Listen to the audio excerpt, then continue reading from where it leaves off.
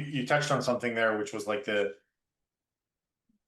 productivity crisis, and I would actually say I think this reigns true for both individuals, but also businesses as well.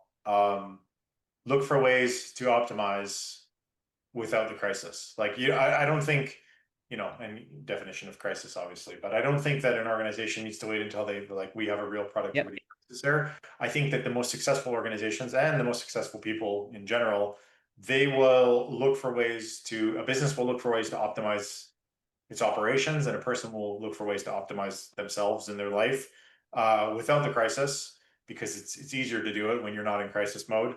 And I think ultimately that's what the most highly successful businesses are doing. I think when you Yep. look at those companies that have longevity, those companies who sort of skyrocket to, world renowned levels, or even, even if that's not your goal, but just, a highly successful business in general is always looking for ways to optimize their productivity, optimizing their operations. And they're not waiting for a crisis to look at that. They're not waiting for the bottlenecks to occur. They're not doing it because of necessity and pain.